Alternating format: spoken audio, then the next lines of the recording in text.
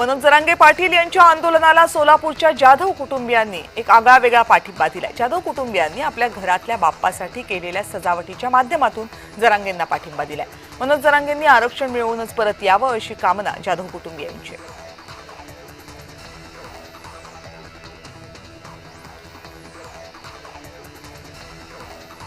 बीडच्या माजलगाव धरणामधून पाण्याचा विसर्ग केला जातोय। धरणाच्या 5 गेटमधून पाणी सोडलं गेलंय। सिंदफणा नदी आणि गोदावरी नदीकाठच्या गावांना सावधानतेचा इशारा देण्यात आलाय। त्यामुळे पिण्याच्या पाण्यासह चाऱ्याचा, सिंचनाचा प्रश्न मार्गी लागणार आहे।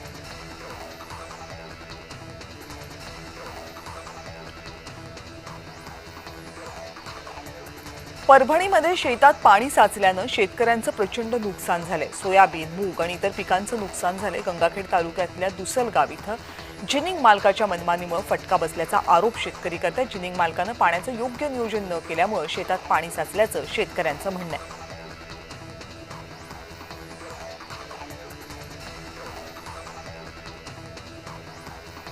आणि गोंदियातला परिवहन विभाग रडार प्रणालीचा अवलंब करणार आहे। वाहनांच्या वेगावर नियंत्रण ठेवण्यासाठी रडार प्रणालीचा वापर केला जाणार आहे। त्यामुळे वेग मर्यादेचं उल्लंघन, लेन कटिंग, सीट बेल्ट न लावणं, हेल्मेट नसणं, वाहन चालवताना मोबाईलवर बोलणं आणि इतर वाहतूक नियमांचं उल्लंघन करणं या सगळ्यावर लक्ष ठेवलं जाणार आहे। रडारची एका तासात 700 ते 800 चलान कापण्याची क्षमता आहे।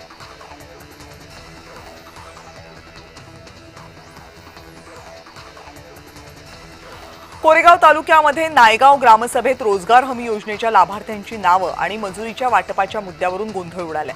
ग्रामसभेमध्ये काही लाभार्थ्यांनी रोजगार हमी योजनेमध्ये अन्याय झाल्याची तक्रार मांडली। चर्चेदरम्यान अचानकपणे वाद वाढला। वादाचं रूपांतर मारहाणीमध्ये झालं।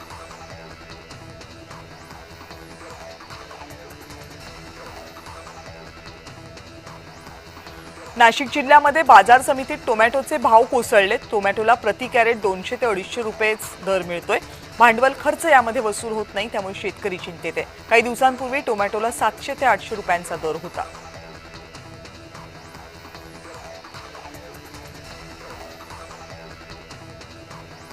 जालन्यामधल्या राजूर जाफराबाद या मुख्य मार्गावर गाडेगव्हाण फाट्यावर भरधाव चारचाकी पादचाऱ्याला धडक देऊन पळ काढताना 80 फूट खोल विहिरीत पडली। यामध्ये 2 महिला आणि 3 पुरुषांचा मृत्यू झालाय।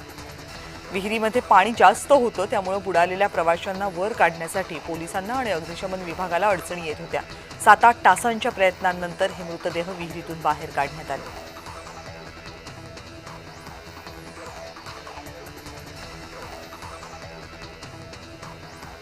बीडमधल्या साक्षाळ पिंपरीतल्या गावकऱ्यांनी आझाद मैदानावरच्या मराठा बांधवांसाठी 50 पेक्षा जास्त भाकरी, ठेचा, चटणी, लोणचं ही मुंबईच्या दिशेने पाठवले। आझाद मैदानावरील मराठा बांधवांच्या जेवणाची गैरसोय होतीये, म्हणून गावातल्या प्रत्येक घरातून 10 भाकरी, ठेचा, लोणचं, चटणी, सुकी भाजी बांधून मुंबईतल्या मराठा बांधवांसाठी टेम्पोनं पाठवली जाते।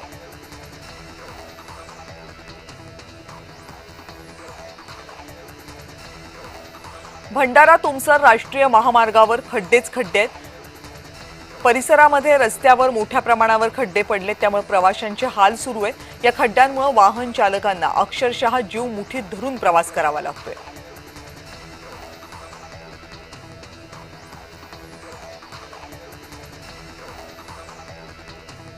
आणि डीजेच्या दणदणाटाला फाटा देत संगमनेरमध्ये पारंपरिक वाद्यांच्या गजरात एक अनोखा कार्यक्रम पार पडला। आमदार सत्यजित तांबे यांच्या संकल्पनेतून आयोजित करण्यात आलेल्या या कार्यक्रमात अनेक पारंपरिक वादक एकत्र आले। बस स्थानकासमोर झालेल्या या वादक मेळाव्याला काँग्रेसचे नेते बाळासाहेब थोरात यांचीही उपस्थिती होती।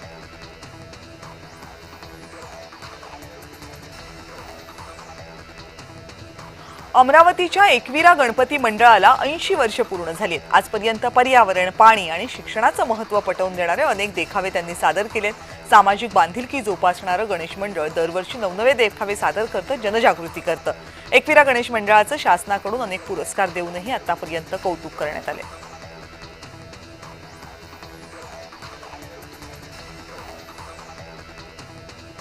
कोल्हापूरमध्ये ऐन सणासुदीत शहरात पाणीबाणीची परिस्थिती आहे। शहरात नागरिकांना टँकरद्वारे पाणी पुरवठा होतोय।